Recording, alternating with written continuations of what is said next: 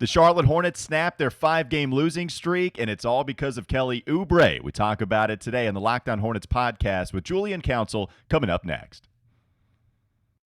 You are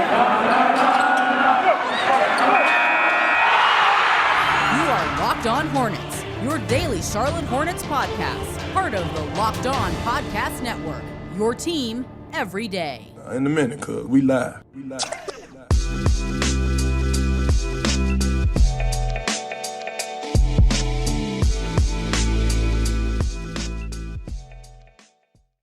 This episode of Locked On Hornets is brought to you by McDonald's, proudly serving communities since 1965. McDonald's has always been more than just a place to get tasty, affordable food. It's an unofficial community center. A big thank you to our friends at McDonald's for always being there. I'm loving it. We're part of the Locked On Podcast Network. It's your team every day. Local experts on the #1 daily sports podcast network. Thanks for making Locked On Hornets your first listen every day. We are free and available on all platforms. Subscribe to the pod on Apple Podcast, Spotify, you get the picture. Follow me on Twitter at Walker Mail. Follow the show handle on Twitter at Locked On Hornets. And check us out on YouTube. We're putting up shows daily here soon. We're going to be doing that. Testing the waters right now, practicing, trying to figure it all out. Maybe we put this episode up on YouTube. Go subscribe at Locked On Hornets is the channel. Just type that in there, and you can be watching us daily as we release these podcasts. Going to be helping us out today. It's Julian Council, who may have a few things to talk about on Locked On Panthers, if you want to go check that out. I'm not going to steal his takes. He's going to give you all of that content on Locked On Panthers later today. So please go make that, if not your first listen, make it your second listen after you listen to this one. Julian, how you doing, man? You doing all right? A little overwhelmed right now, Walker. Like a little overwhelmed here on a Thursday morning, not even afternoon yet, because the Carolina Panthers might be signing Cam Newton, and that's something that I'm not really ready to acknowledge just yet. Like, holy crap! Yeah, I had been pretty brazen in telling people it's not going to happen. Move the hell on. And now I might actually have to eat crow, which I will gladly do. I'm very excited to do that if that does happen. I mean, it's insane. I didn't expect it to happen. Maybe we can get to that in the next segment too. But yeah, it's crazy that Cam Newton just might reunite with Carolina. It does look like it's happening. I would say, though, that it might be crazier that Kelly Oubre scored 37 points and goes nuclear in the fourth quarter, hitting all of these threes, had 20 by the third.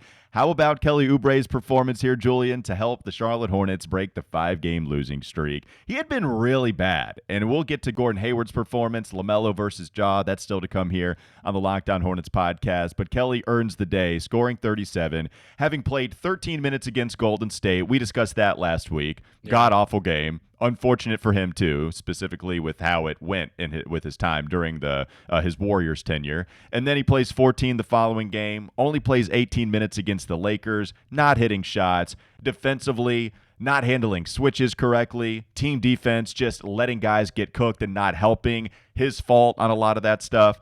Now you look at what he was able to do against Memphis. Plays a lot because he's hitting a lot of shots, hits the 7 3-pointers. Huge game from Kelly Oubre, and is a big reason why they were able to snap a 5-game losing streak. They needed this win in the worst way. So what you explained just there is the full Kelly Oubre experience. That's right. It was why I was kind of hesitant when I want to say Panthers, and the Hornets signed him here this summer, because I'm just like, okay, Oubre, we know he has talent coming out of KU. Looked good with the Wizards. Looked good at times in Golden State, but also was out of the rotation at times. And you're kind of trying to understand how in the world can it do that good, and not having Klay Thompson and Golden State really needing to have those ancillary figures step up. How can he not be in the rotation and have kind of struggles that he had last season? Some of those have carried over to this year, but you also get moments like last night where he goes for 37, a franchise record for a player off the bench, and they really needed him too. Because right now, PJ Washington, want to say Walker, Washington, not playing. Did you just do that twice now in the first segment? You actually held off pretty long in the last episode we did. Oh, it's tough, man. I can't talk about both these teams in town. They got too many guys with like similar names. But either way, to see him go out there and perform the way he did last night is encouraging. But also, I would not be shocked come Friday night that Kelly Oubre only plays 13 minutes, has 4 points, and goes 1 for 11 from the floor. But as long as PJ Washington's not playing, and we'll see what the elbow is going to be in terms of how long he might be out, they're going to need Oubre to have the performances like he had last night in Memphis, because you're just not going to get offensive explosions from Cody Martin. You can get good defensive performances from him. Nick Richards is not going to give you too much. Defensively, I think he's actually fairly solid right now, at least this point of his career with the Hornets. But offensively, the only guy you're getting buckets from off the bench consistently, potentially, would be Kelly Oubre. So that's why it was so big for him to go out there and put 37 in that game and really win the game for the Hornets, who weren't great in that third quarter. He kind of saved them there. And in fourth quarter, they really locked down defensively as Memphis was pretty loose with the basketball. One of the biggest benefits people were talking about in signing Kelly Oubre was that Gordon Hayward is going to have a competent replacement when he's hurt, because this is the history of what Gordon Hayward has been that he's gone through, right? Plays 5 minutes in his Boston debut, has the devastating injury. He's hurt here and there a few times, and then last year we expected him to come back, never did. And you had to try to figure out, okay, how can we replace that and live with Gordon Hayward being on the bench? So one, you give him vet days, you allow him to have some rest. So here comes Kelly Oubre that happened towards the latter part of free agency. Julian, they could not be any different players, right? Like you have completely different set of skills, and consistency being the key thing with Gordon, where we talked about this last week. Gordon is going to have 20 points in the box score, and you're not going to know how we got there. It's going to be spread out. Second half, he's really come on strong in these games too. First half, you'd like him to maybe take advantage a little bit more so. Yeah. But he gives you 20 points, and he's not going to do anything crazy flashy. Get to his spots, make a few shots. He was aggressive last night, gets to the free throw line 11 times and hits all of them. Love when Gordon Hayward is aggressive and getting to the foul line. That's huge for this team. But Kelly, he's going to be borderline unplayable, a liability defensively. Yes. Not, it's a good thing if Kelly is like 35% from three, and then when he hits 7, that's just the icing on the cake. And so when Kelly can do that, that's great. But you never know when you're going to get Tsunami PAPI going into full tsunami mode. Last night, they needed it in order to get this win against the Memphis Grizzlies, and you're right, Julian. Like, he's one of the few guys that can have these type of explosive offensive outputs. Well, it's actually great that his nickname is Tsunami PAPI, because if you know anything about tsunamis, they don't occur regularly. Like, it's a very rare occurrence. And then when they do, they are devastating. They are. As a 37 points off the bench against Memphis. And it's not just that he can fill in for Gordon. Go back to the beginning of the season when he filled in opening night for Terry Rozier, and it kind of impacted he had in that opening night win in the comeback against Indiana. Like, he can not only just be a replacement for Gordon Hayward on the wing, but he can also come in for Terry Rozier. He can give you that kind of scoring that you desperately are going to need. And it gives you a level of consistency in terms of shooting the three ball from the wing that you didn't have with guys like Malik Monk in the past, which I like what he brings. Now, you lose that defensively, which probably is pretty on par for what Monk gave us here in Charlotte for his period of time here. And then with Gordon, I don't want to call like empty calories to 20 points, because 20 points is 20 points. If you're getting buckets, you're getting buckets. Everybody will take that. So far this season, he's probably been their third most consistent player outside of Miles Bridges, who didn't really have the greatest night offensively last night, but he was really good defensively for the Hornets, which is what they needed. And also Lamella, who still as a young player in his second year, he has his ups and downs, but those three guys are probably the most consistent. So people can talk about they want Gordon to be more aggressive and all that. Gordon's showing up every night, and that's all that really matters. Yeah. That's kind of why he's here, and that veteran presence is why the Hornets went out there and brought him in last offseason. Well, I think that's the point. It's the fact that Gordon Hayward, you could argue he's your third best player this year, but he is the most consistent. He is going to give you the same stat line. Shot 50% in the first 7 games of the year in October. Now you look at what he's done the next 6 in November, shooting 46%, shooting a good percentage from 3, gives you 20 points, gives you double figures every single night. The only inconsistent part about his game is when is he going to give you a lot of free throw attempts? He's hitting all of them. That's fantastic. But when is he going to be aggressive getting to the charity stripe? And that certainly helps this basketball team a lot. We'll talk more about that in just a moment. Also want to get to we'll talk some about the center rotation, but also I want to really just get to Ja Morant and LaMelo Ball, both of those point guards playing against one another last night, 2 of the faces in the NBA that you would consider the future. I do want to discuss McDonald's first before we get to the battle between Ja Morant and LaMelo Ball. This episode of Locked On Hornets is brought to you by McDonald's, proudly serving communities since 1965. McDonald's has always been more than just a place to get tasty, affordable food. It's a place where friends and family can come to reconnect, a place where classmates can meet up for a study group, knowing they'll have dependable Wi-Fi and an endless supply of French fries as well as McFlurries, which give me the latter of that. Win or lose, it's a place where teammates, competitors, the home team, or the away team can come to recharge, and this is the one that resonates most. It's the place you always look forward to stopping at on a long road trip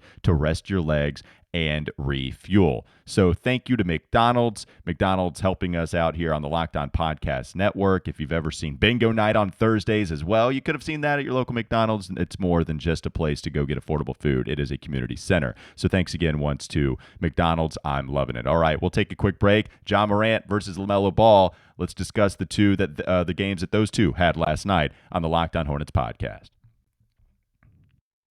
Is Locked On Hornets. Assets, and you have to wonder, is there a time for them to do that now? No, is he mad at the center position? I mean, it's yes. Yeah, God, Mitch, make a trade. That's just good. That's just good sports talk right there. It's time for more of the Locked On Hornets podcast. Thanks to Nick for joining us yesterday. Julian, how about your face showing up in the graphic there? That means you're a real part of the family, which you've always been with Locked On.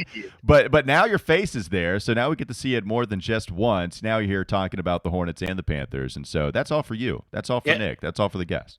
Yeah, you guys used to have me on back in the old days, the Gloria days of the pod with Nada, when I would just come on and just pretty much just trash the team. But now, here in the bright days where I no longer have to have a pinned tweet about my relationship with the Hornets, which, hey, during this losing streak, I was kind of thinking, maybe the same old Hornets are back. But to go back there and get that win last night against Memphis is obviously huge to the organization, but very happy to be a part of the family in that kind of role with my head being in the graphic. The Hornets' number one goal this season should be to avoid the deflatable mascot Hugo from Julian's Twitter account.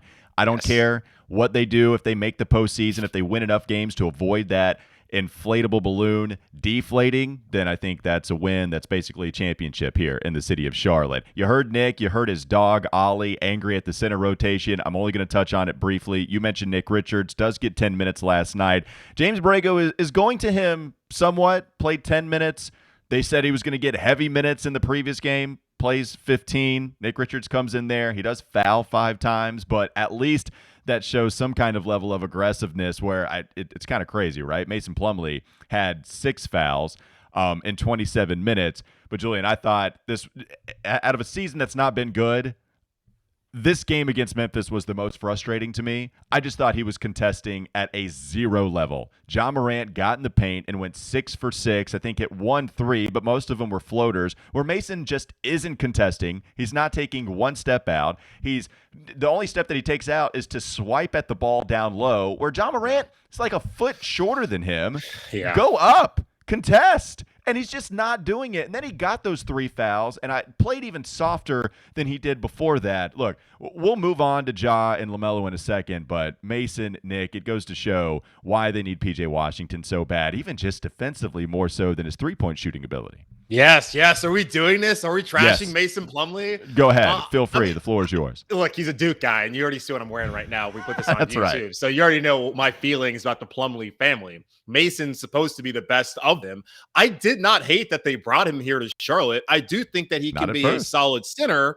The problem, though, if he's going to be your only center, when a guy like PJ Washington's going to be out for a week or possibly 2, you're going to have issues, especially defensively.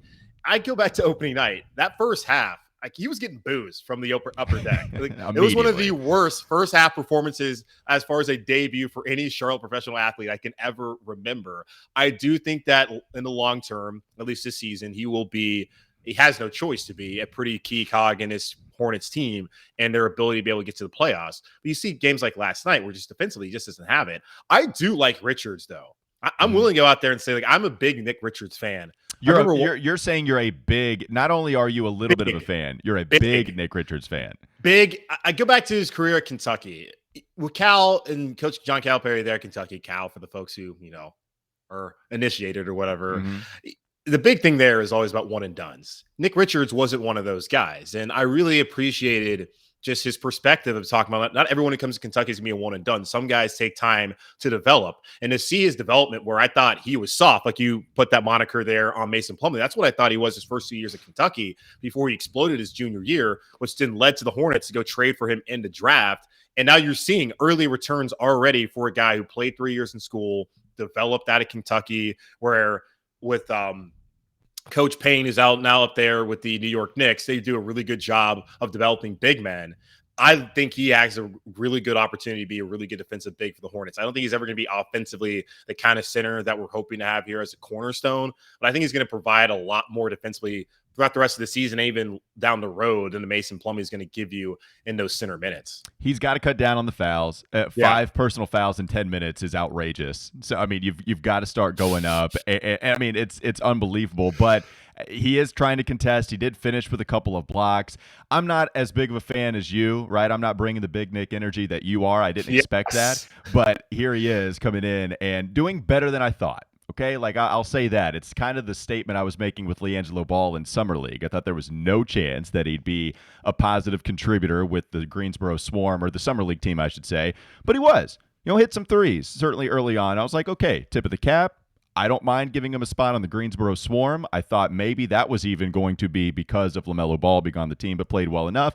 And Nick Richards now playing better than I thought. So we'll see. It's all about, like, what do you expect out of him? Like, what's he being asked to do? Like, Borrega's not asking Nick Richards to be, hey, you need to be our starting center. We need for you to stretch the floor, give us big minutes, and score. What he's asking, go out there, and you're right. You can't have the amount of fouls and the amount of minutes that he played last night. But if you can go out there, offer some sort of resistance at the rim, which has been missing every year since Dwight Howard left. And I mean, even that year wasn't like it was great, but if you can offer some sort of resistance at the rim, and that can be your role on this team, I'm fine with that. Like, that's all I really need. They can find one guy at the very least to do that. That be their primary role, and then you spread it out the rest and have a bunch of shooters on the floor. That can work for the Hornets defensively. Ja Morant, now, to be fair to people that were trying to defend Ja Morant in the paint, he's pretty decent at getting into the paint and attacking. One of the better young players in the NBA. So he starts off, as I mentioned, 6 of 6, hits the 1 3-pointer, but really he was just living in that 10-foot range where he was just floating it over the top with no contest, but also just making it every single time and forcing them to play defense, and they wouldn't do it. He eventually finishes 13 of 27. He would hit that early 3. That was it. Would miss the other 5 that he took. Goes to the free throw line 5 times, does hit all of them, 8 assists, 7 rebounds, does finish with 32. Like, Ja, he's the real deal. He's been awesome all season long for a team that's 6-5, 6-4 heading into this game. So they are actually winning in the Western Conference. You compare him to what LaMelo Ball did. LaMelo didn't have a ton of shots, 5 of 13, 2 of 7 from three-point range. I believe hit both of those threes early, if I'm not mistaken. 9 rebounds, 8 assists, 12 points. So Ja destroys him in the point category, but LaMelo gets the win and still has a nice feature in a lot of different categories in the box score. What do you make of the similarities, the differences between these two? And if you want to, how you would compare him into who you would like to have going towards the future. If you want to go with Ja on this Locked On Hornets podcast, that's you, Julian. I know you like to spice things up. I'm definitely not going to do that. Okay. I just was letting you know. I am not dumb enough to come up here in the Hornets neighborhood and go out here and be like, yeah, give me Ja Morant. I do love Ja. Yeah, he's fun. They're totally different players. Like LaMelo, when it comes to just his playmaking ability to get everyone else involved, that's what really stands out for him. Defensively, he's got a long way to go. He's shown a lot for us so far when it comes to shooting the basketball, at least from three-point range this season, that was the main concern when they drafted him. I remember Scott Fowler, the Observer, came out and just talked about how he didn't like the pick because the Hornets are going to have to teach this guy how to shoot. We saw last year that wasn't the case. We've seen so far this year that's not the case. He's going to be in the gym night in and night out all off season, throughout the season, trying to find a way to get better, and he's certainly done that. I just love the exuberance, the vibrancy of when you see him out there on the floor playing basketball. It's the same way with Ja, and I think Ja absolutely fits the whole grit and grind mantra that they have down there in Memphis. It's not like he has a grimy game, but he is a tough kid, can get in the lane, can take contact. Well, we go back last season when he took on the entire city of Charlotte to win that basketball game here, right, or maybe it was 2 years ago, whatever it was. He's a good player. I love him. I would have loved to have him here, especially like he's not too far down the road, a Spartanburg native, would have perfectly fit into the Charlotte community. I think he's perfect for what they have down there in Memphis in terms of like their city identity and what organization has been. I think LaMelo is perfect for what the Hornets identity is going to be moving forward, and just to kind of with this bright lights that Charlotte's becoming of a growing city. He is a perfect superstar for us. So I love both of these guys. The NBA's got two really good, talented young point guards to kind of build their league around the next 10 plus years. Yeah, the biggest difference between the two, it's the explosiveness, right? Like LaMelo had an awesome dunk last night where he kind of goes to the right shoulder, comes back to the left, finishes, and does the head thing, got on you. He loves doing that, right? He's a high-low celebrator. He's going to put it on his head when he dunks on you, and then he's going to tell you how short you are when he scores in the post against you. LaMelo likes to talk about your height and going over you. But Ja Morant, way more explosive, going to be finishing above the rim constantly. Three-point shot, kind of similar, where you didn't know how great it was going to be coming in. Was good at Murray State, but still kind of, a little bit weird. Shooting better this year than I think he did last year. But yeah, Ja's fun.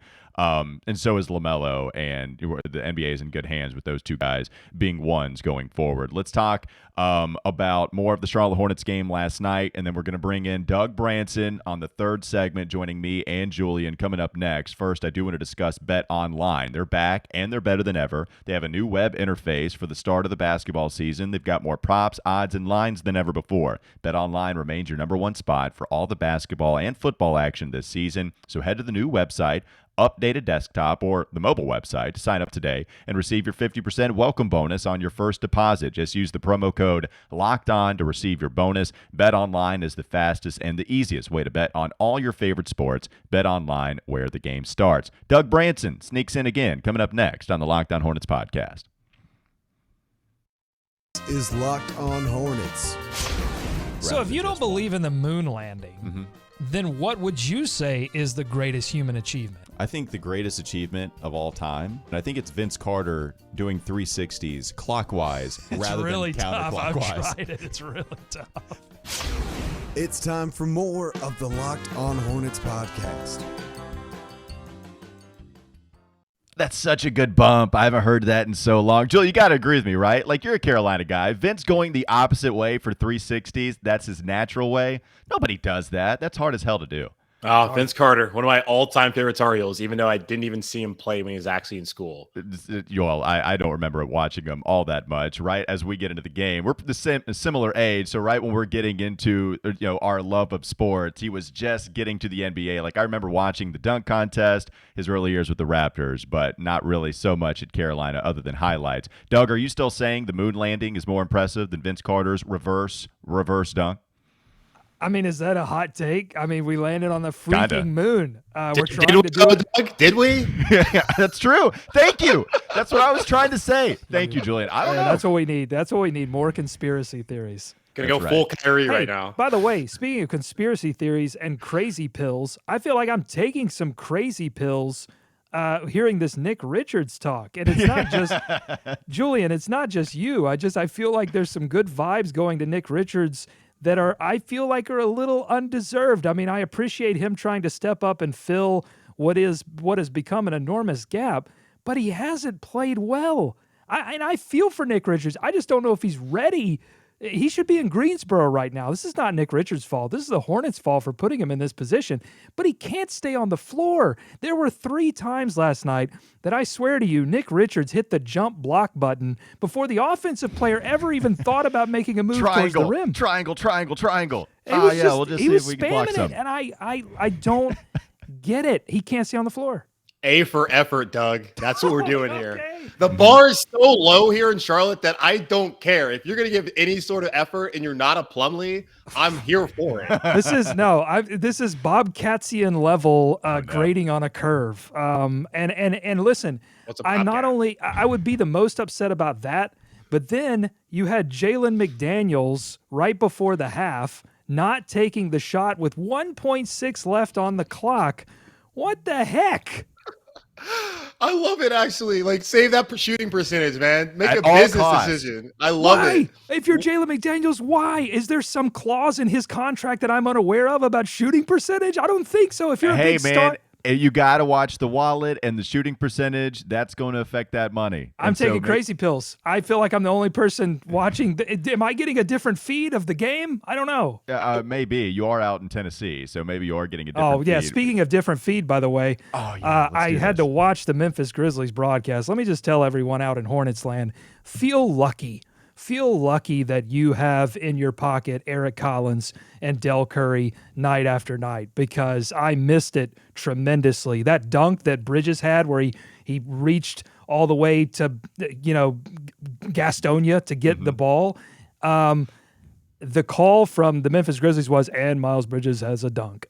I mean, I get it. It's not your team, but that's where I give Eric and Del credit. They'll call a spade a spade. If they see a big play from Ja, they're not afraid to be like, yeah, that was a great play. It was unbelievable. Yeah, and also, quick correction there, Doug. Because it was in the Memphis area, it's got to be from Collierville instead, not Gastonia. No, that's how impressive. No, so Julian, I stand by it. That's how impressive it was. It reached all the way across state lines. That was interstate travel. But that's not how Eric Collins operates. He finds a random city within the state they're playing. No, listen, I'm telling you, he went down 40 East, and then his arm got onto what is it, 365 or no, whatever that highway is that cuts down into Gastonia. 321.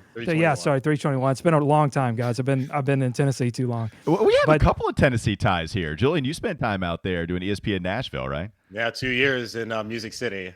What a time! A couple of Tennesseans. Is that right? Is that how you say it? Yeah, Tennessean.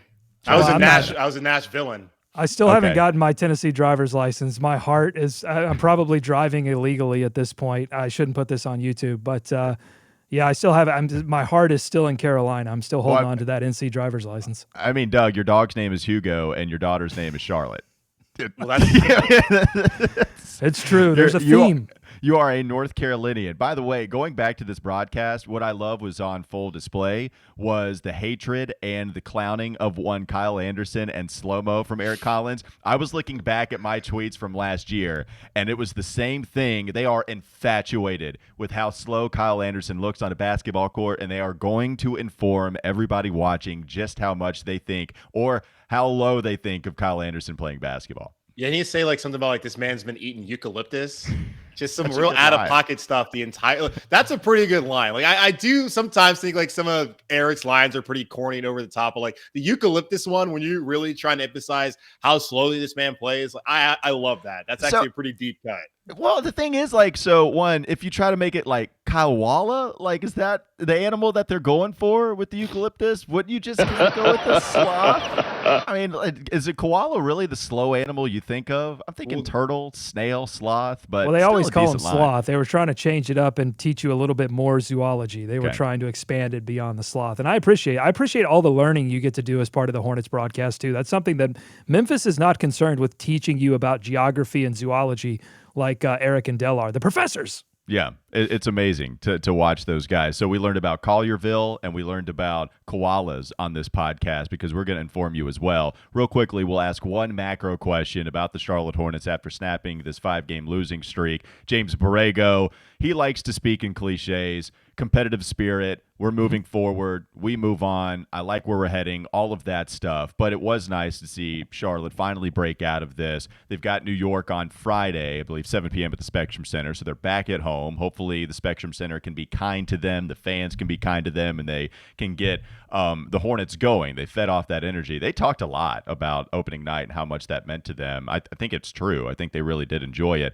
Julian, do you think that this is something where Charlotte can beat New York and try to get this thing back on track, finding a way to get to 500 at 7-7? Well, yeah, you need to. You got to make up for the loss against Cleveland in a game where they got back behind way too many points and then try to come back. And that's one thing I do credit about this team is they never throw in the towel. They always find a way. And you go back to opening night, that was the same case. And talk about the crowd that night. And hopefully a lot of people will be out there tomorrow night to go see them against the Knicks. And the Knicks are going to be one of those teams where the Hornets are probably going to be fighting them for a top 6 spot and trying to avoid the play-in tournament, since that is the goal that this team set out to accomplish this season, getting to playoffs or bust. So, yeah, I think that they have a pretty good matchup against New York. I really want to know when PJ is going to come back, though, because that's going to be pretty important in terms of whether they're going to be able to beat Golden State on Sunday and then moving forward against the Pacers and the Wizards. Yeah, Doug, what are your thoughts? Yeah, I think we learned a couple of things on this West Coast road trip, and the main thing that I learned is that James Borrego has a hell of a puzzle to solve with this team, and you saw it in this game against Memphis. He had to run some, matchup zone junk defenses out there to keep Ja Morant out of the paint and basically force Memphis to shoot the basketball, and luckily they missed a lot of three-point shots and allowed the Hornets to get back in the game late. This team is resilient, but they need a great game plan, game in and game out. They can't take a night off. They can't cruise to a victory. I mean, everything's going to have to be tooth and nail until, one, P.J. Washington gets back, and two, they really figure out this center rotation. The second big thing that I learned is that they have to have some kind of, not 37 points, that's ultra significant, but some significant bench contribution, at least until LaMelo fully realizes himself as a scorer, as a takeover scorer. That's the main difference I saw between Ja Morant and LaMelo, is that Ja has that sort of offensive takeover that I think LaMelo is still maybe half a year or a year away from fully realizing it. And until then, they're going to have Kelly Oubre or Cody Martin, someone step up off the bench and give them a little extra scoring punch. And let me add to that, Doug. You talk about offensive takeover and LaMelo getting to that point. Who was the guy who did that last year for the Hornets?